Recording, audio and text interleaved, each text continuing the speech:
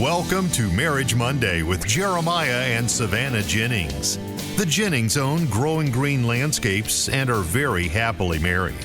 In this podcast, Jeremiah and Savannah discuss the wins, losses, good times, bad times, and everything in between pertaining to owning a business while maintaining a healthy marriage along the way. We hope you enjoy the show.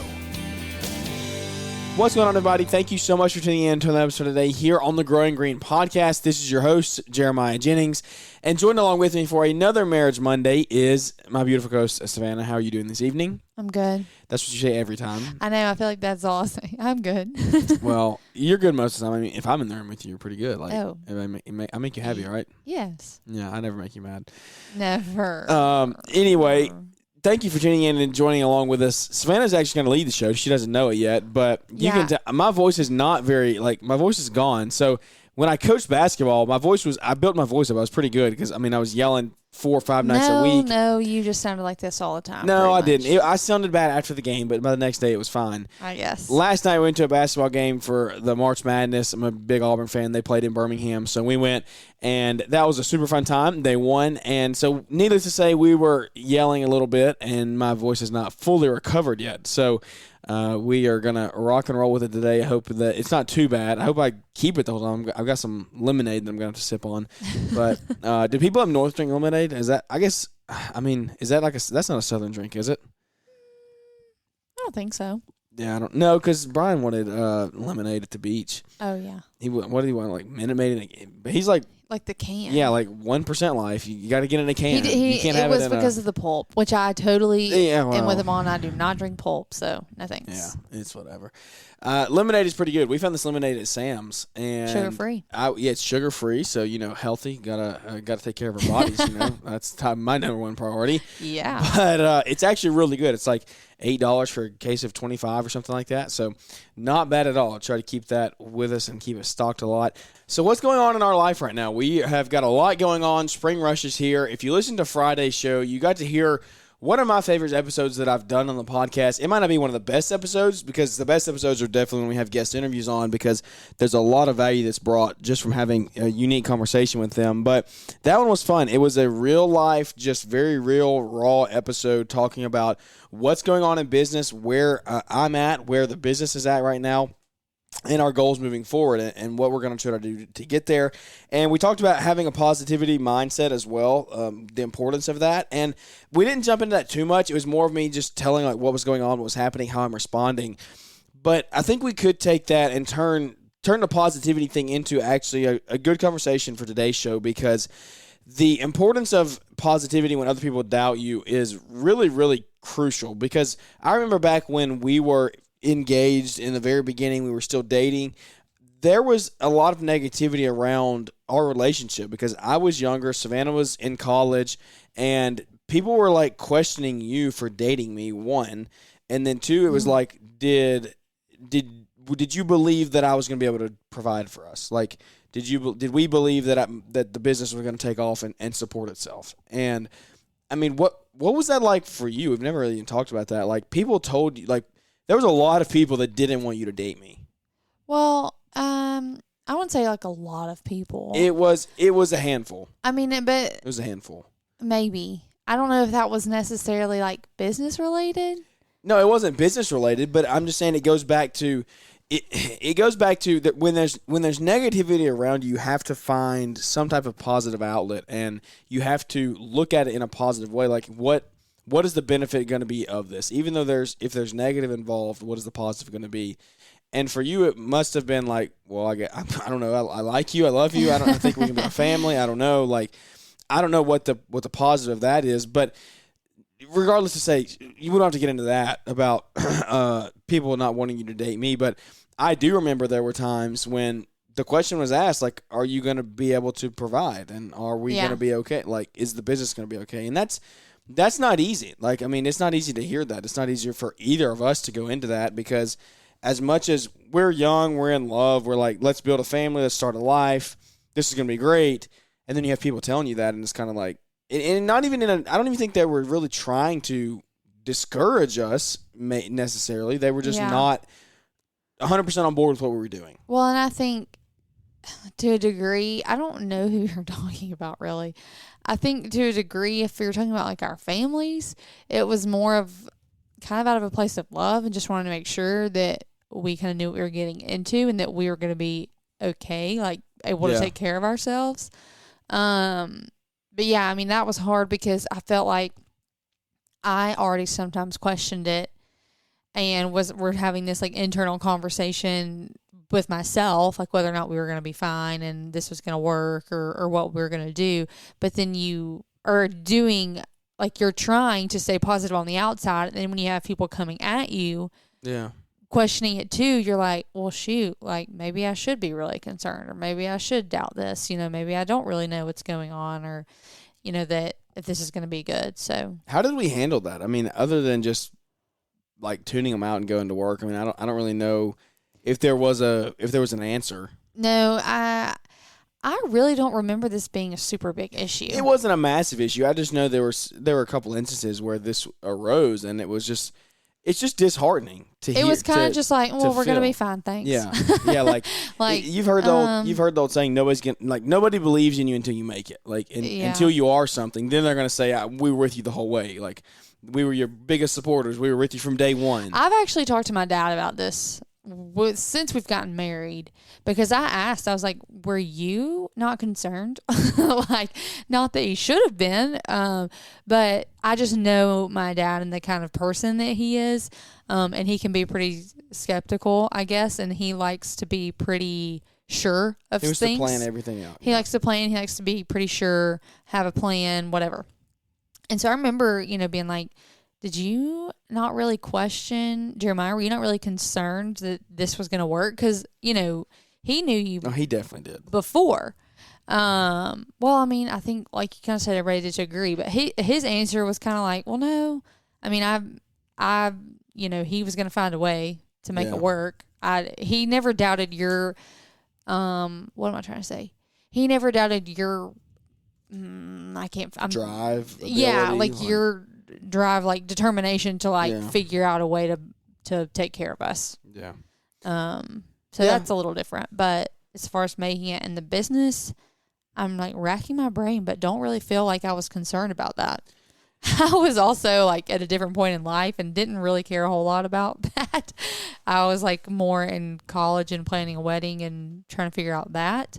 Probably could have been a little more concerned than I was about our life after the wedding. And I was, but I don't remember really caring about people's opinions from that point of view. Yeah, that's not the number one priority when you're 21 and 20 or 22 and 20 and getting married, and like that's not you're just enjoying life and having fun, and that's It's really cool to look back on times like that, because for us it was just a time of our life was so different. Like, our life has come so far in the last 3 years. Yeah. It's insane. And 3 years kind of sounds like nothing, but... Yeah, it's nothing in the grand scheme of things. It is. It's nothing. But but for us, it's changed. Like, it's been turned upside down. Yeah. Yeah. And shaken around and then turned upside down again. Like, before we got married, not even knowing... I was scared to, like, own a house. I was like, I don't even know how you do that. Like, how do you buy a house? I didn't know what went into that or how you did that and all the different bills and things that come with that, or, like, buying a car, stupid stuff like that just comes with being an adult and things that you don't really think about having to provide for yourself. We were not worried about that. Or at least I wasn't. I've changed a lot over the past few years as far as planning and worrying about things like that, obviously. But we were just trying to enjoy the moment. And so people making those comments, I don't think they really think they really landed, because we weren't really there mentally. Yeah. We were just trying to enjoy the phase of life we were at, and we were so excited to get married. And they probably didn't. Yeah, they probably didn't hit as hard for you because you weren't the one like doing the business. No, for like, sure. You were going to school to be nursing, and like everybody knew you were going to be I wasn't worried. Yeah, I was going to get a degree, and then I was going to have a job as soon as I graduate, and I wasn't going to have to worry about finding one if that one didn't work out. Yeah. I was going to have a paycheck, and that was going to be fine. Yeah. So I get that. I don't even think we've ever talked about that, how different that probably looked and felt for us at the time. Yeah. No, I mean, it's scary. There's a lot of guys out there that I think are in the same boat of you're in high school, you graduate high school, you're trying to decide, do you want to go to college, do you not want to go to college? There's a lot that goes into that decision, and especially when you are getting married, you're in a relationship, you're trying to plan your future, you're like, man, there's so much that I can choose here. Which route do we go? And for me, it was the drive of I want to be my own boss. I want to create my own future. And it's like I said on Friday's show, I want to change my family's legacy. And what do you think, this is kind of changing gears, what do you think, because I know what mine is, made you the most anxious or hesitant to say, like, this is what I want to do, I'm going all in, this is going to be our, like, source of income, this is going to be my career? What made you the most hesitant or nervous about saying, yes, let's do it? At that point, I mean, I don't know. That's tough. At that point, I didn't really have much of anything. I didn't really have much equipment or anything. I mean, I don't know. I mean, I would say probably just like having the work coming in. Mm-hmm. That was big because I wasn't very well known in the community. Like, I wasn't out there. And we were living in a different city than where I really my business started, and so that was a big thing of like, am I going to get work over here? Yeah, that was part of it. I would say probably just like generating the work. The work coming in, because I didn't know if I could generate enough revenue to sustain all the time. And the winners, like, those are that. But I feel like that, to a degree, you're gonna deal with that forever in this industry. Like, in your business, to a degree, you're always things will fluctuate in the winter. Yeah, 100%. What was yours? I think I was nervous about the physical side of it. Like, I was so scared that you were going to get hurt, which you did. Yeah, well, those or that something was going to happen to you and true. You weren't physically going to be able to work anymore, or that you were going to be 50, 60 plus, whatever, and would not be in a place to retire, but your body give out and not be able to do anymore. So that's something I kind of still worry about. But I remember being like, okay, this is great when he's young and he can do it, but what about in the future if he has to? Because in my mind, it goes back to just not really thinking about it. I wasn't really thinking about the fact that, like, hopefully you were going to be out of the office, or like in the office more and out of the field. I was just like, oh my gosh, that was a far off dream. Yeah, I know, exactly. I was like, he's going to be 55 years old and 95 degrees out here cutting yards from 7 a.m. to 5 p.m. Like, that's hard on your body. I don't want you to have to be confined to that for the rest of your life if that's not what you are going to be able to do at that point. Yeah. So that made me nervous. Yeah, no, I can totally see that. I mean, you got to decide what kind of business model you want to be running, though. That's kind of what we talked about Friday, is if the solopreneur route is what's good for you and you like that, then go for it. But make sure your family's on the same page, because you don't want to, like the Krills, like Jason, he's running a great weed control fertilization company, and he's a solo guy. He does it all himself. But that's what their family wants. Like, they're all on the same page about that. He's succeeding. He's got it exactly like he wants it. He's got an extremely tight route.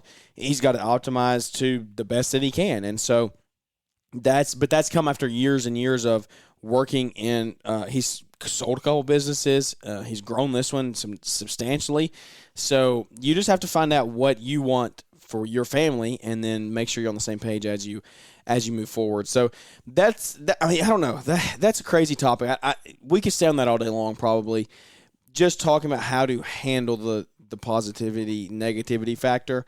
For us, it was, I'm just going to, for me, it was just, I'm going to tune them out. Like, I don't really let other people's opinions bother me too bad. Like, they can say what they want, but I'm just going to do what I feel like I need to do. And it just is what it is. Like, I don't know. I wonder if there's anybody else like this. I can't spit it out. What are you trying to say? Peer pressure. Peer pressure does not bother me. Yeah. No. I'm kind of a weird breed about that. And I don't know. That's just the way I am. Peer pressure doesn't bother me. So, like, if people want me to go do something, or they're all saying, no, don't do it, but I feel like I need to be doing it, then I'm just going to do it. It just doesn't affect me that way. Yeah. And it's kept me out of a lot of trouble. You've always been that way. Yeah, no, I've been that way, and I don't know why. I don't know if just the Lord blessed me with that, if it was the way I was raised. It's probably a combination of factors, but that's just the way I am, and it has kept me. I think I'm where I'm at today. The business is where we're at today. That's a huge leading factor, is because I didn't get caught up with stupid stuff when I was young, and we were able to propel our lives like so much faster. And that's what you have to look at if you're young and you're listening to the show. if you're young and people are telling you no, you can't do it, and this takes me back to Dan Refner, the interview that we did at the podcast summit, and you need to go back and listen to that. He had like his family like told him to shut his business down. His friends, he had nobody supporting him, and he just said no, he's going to do it. And the dude's running a great company this year, and he's starting up. He's going full time, and I think he's going to crush it because he is determined that he's going to create his own future, and no one else is going to stop him. And you can propel your life so much faster if you can decide that when you're 20, 21, 22, instead of letting other people talk negatively about you and to you, and then you put your life on hold for 5 or 10 years, go work a corporate job or go to college or do whatever because somebody else tells you to do that. You're going to go do that, and then your life is just going to be 5, 10 years behind where you really want to be. Yeah. And it's not to say that's not... Yeah, nothing wrong with those things if that's what you want for your life at all. But I think you're saying is if you kind of know in the back of your head that that's not what you want for yourself, and you want to go out and create this life for yourself, but people are telling you no, you can't, you shouldn't. That's when you don't listen. Anybody that's ever done anything great always had people tell them no. They always had people say any great startup product when they were starting, or any great product that when they were a startup, they went and sold it to people and said, hey, will you invest in this? And they laughed at them. They laughed them off. You look at the Ring. So everybody knows what Ring is, Ring doorbell, Ring security, all of that stuff. The dude got turned down on Shark Tank originally. He went on Shark Tank, presented his product however many years ago, 5, 6 years ago, and they Kevin O'Leary turned him down. And really? Yeah, they all did. I didn't know that. Why? They just didn't think it was going to be a sustainable model. And so he that's insane. Went and sold it, and now he made a boatload of money, and they all missed out on they missed out on a ton of money as well. And so like that just goes to show at some point in everybody's business or whatever journey you're on, whether it's creating a product, performing a service, somebody's going to tell you, no, you can't do this, and you can't let that stop you. And that's, for me, it's just set in that, like, no one is going to stop me anymore. I'm going to do what I feel like me and Savannah are going to do what we feel like is best for our family. Yeah. And that's also something that we have to kind of learn to do and create. And I would like to hear some advice from anybody on this who has navigated these waters, because we're still in that life of, like, we're young, we've been married for 3 years, coming up on 3 years, and we have a kid now. It's time for us to create our own family, like, purpose, goals, the way we do things. Yeah. Does that make sense? Like, we don't follow other people. We don't follow Savannah's parents or my parents any longer. Yeah. We perform our own. And I think it's like easy to not really care about that when it's just the two of you, because it doesn't, it's just the two of you and doesn't really, not a big deal.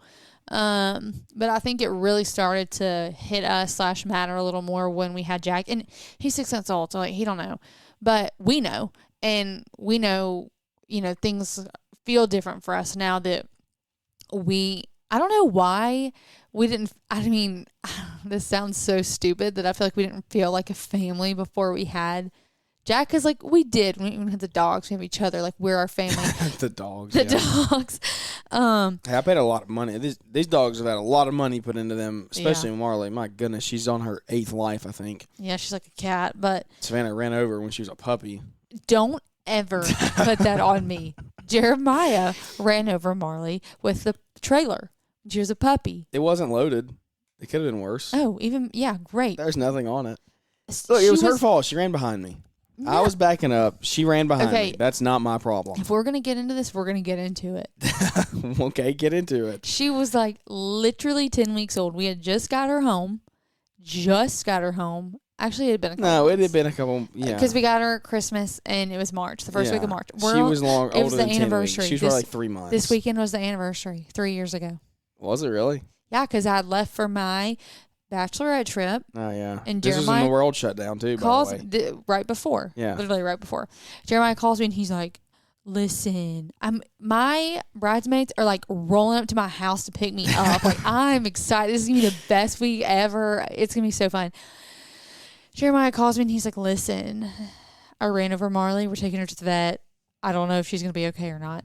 And I was like, shook to my core. I was like, what's going on? Marley was Savannah's Christmas present. So, like, she was just... Yeah, and Jeremiah was supposed to protect her and watch her while I was out of town. I kept her all the time. Don't act like that. She lived with me. Yeah, she did. Yeah. But you're supposed to take care of her. Anyways, so then he calls and he's like, I'm like, was everything okay? And he's like, the vet says you should probably come. It's not good. And I was like, are you for Is real? that really what happened? I don't remember Yes, that. that's what happened. I'll never forget it. You've literally called and you were like, the vet thinks you should probably come. And I was like, oh. Anyway, so then my brother and I just hung out at my parents' house while I went to the vet. Yeah, we walked in there and I and just she was shaking, like crying. I was so sad. And they wanted to transport her to like a more intensive hospital. Anyway, she ended up having a hole in her lung and she's fine now. Yeah, But we're laughing. It was pretty touch and go for like 2 or 3 days. Yeah, it really was. She was in a glass box and had veins hooked up. Had IVs hooked up to her. Yeah, and did they do a chest tube? I don't remember. I think so. Yeah, she was shaved in multiple spots. Yeah, she did have a chest tube, 100%. Spent way too much money. That's what it boils down to. You remember the first night you took her home and I made you stay awake all night and watch her gums? Yes, because they told us that. Like, if she makes it through the next 24 hours, and she'll be okay. She should be okay.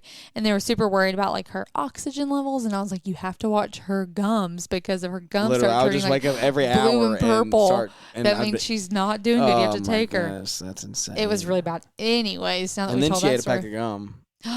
Oh my gosh, how did I forget that? Was the night. Nope. So why does it happen before we go on trips? Does the bee happen before the gum? The bee wasn't bad. Okay, the bee was kind of bad. She didn't almost die. She got stung by a bee and her face like swelled multiple. Up. Yeah, it was literally multiple. Her face swelled up big time. The gum was a bigger story though. Yeah, she that was really bad. I was packing. We were going to Hawaii on our honeymoon, our delayed honeymoon. And I was packing, and I had everything out on our guest bed, and was this packing. one was Savannah's fault. Okay, I mean, it kind of was, but how was I supposed to know? And get clothes and stuff, and I had thrown a pack of gum with the clothes, like, put in my suitcase to have some gum. And what happened? Did I go? No. We left. No. I went to sleep. I work night shift at this point, and I went to sleep during the day. And I woke up, and I saw, like, a gum wrapper on the floor. I was working. And I was like, what the heck? Like, I didn't do this. And then I couldn't find the pack of gum anywhere. And then it kind of dawned on me. I was like, oh my gosh, I guess Marley ate it. Like, what the heck? And I literally didn't think anything of it. And it was God himself that put the thought in my mind, like, is gum okay for dogs to eat? Like, I don't know. Looked it up. Everything I could find, toxic. Deathly. Rushed to ER. Mortal. Like literally, what's the word? Morbid. I don't know. But it was like, she's going to die if she eats this. And I was like, oh my God, Marley ate the whole pack. I can't find any of it. Yeah, she didn't eat a piece. She had the whole pack. She ingested the entire pack. So then we had to go to that after hours that I'm pretty sure I like called out of work because I was like so distraught. Yeah, you did. Yeah. And we had to take her to, we had to take her to an emergency vet. She spent the night there. She had to get all this lab work and stuff done. We thought she was in liver failure. They had to pump her stomach. And we left for Hawaii the next day. Oh, yeah. Like the next morning. My mom picked her up from the vet. Yeah, it was so bad. Anyways, I don't know how we got off on this 10-minute tangent about our dog's egg life.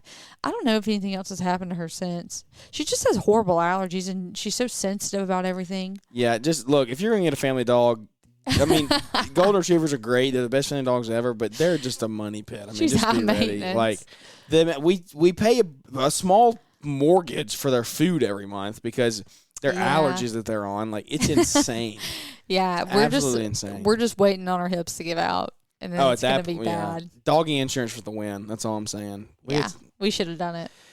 Anyway, where did that come from? I don't even remember how. Oh my gosh, we talked about how she. Oh, the dogs. You were talking about just being a family. Yeah.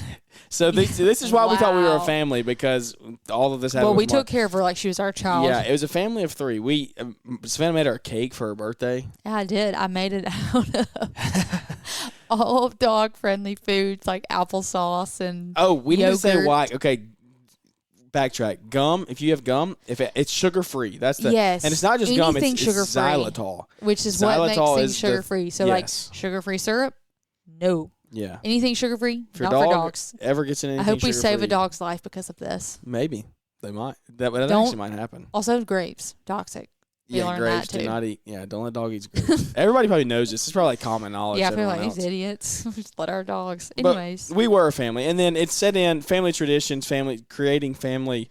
I think that really hit home more this Christmas. I remember Yeah. just trying to figure out This things year's that I going want to be totally different. Like holidays, it's just going to be crazy. Yeah. When he's actually like a functioning human. Like this year, he was just. I mean, he was a baby. I that screamed kind and of cried feel and like pooped. he's gonna barely be a functioning human this year. He's gonna be barely over a year old. How much is he gonna do? He's going to be walking. Are you kidding? He's going to be Well, interacting with everybody. I know, but he's not really gonna be talking. No, much. he's not going to be like opening presents and things like that. Well, because but- like I keep thinking about Disney and like how interactive he's gonna be / how Yeah, much I he's gonna know. He'll know Mickey Mouse. We're going to Disney in December, and he'll be 15 maybe. months old. Maybe, but the point is, you have to decide your own. You have to create your own family goals and your own family. Like Yeah, break away from from what your how you previous, like not your previous necessarily family, how but- you were raised, because those are things obviously we want to take with us, and we're very blessed in that. We know a lot of people don't. You know, you're raised Yeah, you a want certain to get way, out of your and you're home. ready to get out of that, and that's equally as important to acknowledge that and figure out what you want to change or not take with you. But we want to make sure that we are creating our family and not clinging to one side more than the other, you know, so we just feel like an extension of that family, that side, I mean. Yeah, yeah, and it's a lot easier to do that when it's just the two of you. That's Yeah. the thing. Like it's a lot easier to go to one of your like even it out and things like that. But then when you throw Yeah. a kid in there, it's like, which family do we go to? Who gets more time? The grandparents want to see their grandkid. Like it gets a little dicey, and so this year will be a year of a lot of trial and error, probably Yeah. just figuring things out as we go. But it really is. It's so fun getting to put our family goals and our values on the front lines, like letting everyone of you out there see the stuff that we put out and just trying to get feedback and listening to each and every one of you say, hey man, I'm glad y'all put this out there because we go through the same thing. And it means a lot that to know that we're not the only ones. And that's the goal, is like, you're not the only one. We're not the only one. We know that. We have friends that will tell us that. But you never know what's happening. You feel like you're the only one a lot when people are being negative to you. If you don't have a community to turn to and say, like, hey, keep going, keep grinding, keep hustling, then you can feel like you're the only one. And that goes back to that interview with Dan that I was talking about. Like, he got to a point where he felt like he was the only one. But he had friends, he had people in the industry that he turned to, and they uplifted him and gave him encouragement, and now he's running a successful business. And now he gets to tell that story on our show, and then hopefully somebody from our audience gets to hear that and then maybe transform their life with that. So stay positive through the negativity. Yeah, Create and I your think own. it's equally important to say, you know, while we're talking about remaining positive, people being negative, like, be that friend to other people. Yeah, that be the you positive need, friend. You yeah. know, be the positive friend that's like you're saying, like, no, keep going. You've got this. So, you know, just keep working. Put your head down. Do it. You know, you've got it. Because that goes a lot farther than you think it does a lot of times. You know, to be that positive friend and encourage and uplift, because you know how much you need it sometimes. So be that for someone else. Yeah, if you want somebody else to believe in your dreams and goals, then you have to be the friend that believes in their dreams and goals. Like Yeah. you can't be the one that just turns them away and says no and things like that. So you need to make it a priority in your marriage to put them first and put your friends first, because it's all about taking care of others, and then you put yourself, your family, like your wife. I'm not saying I don't mean that. I'm confused. I don't mean you put your friends over your wife, but I'm saying like you want to be an others focused person. So like you put your Yeah. wife first, and then your family, and then you help other people out there, because it's not about what can our family do. It's how can we give back? How can we Yeah. help other people in need? What And can so- we do for other people? Exactly. What can we give back? Because without giving back, then like all of the things that we're doing to me is like pointless, because that's one of the ways that I was raised, and that I'm really thankful for, is like we're in a giving family. Our family didn't make a lot of money, but my parents gave above and beyond what they were able to do In by other ways society too. standards. Yeah.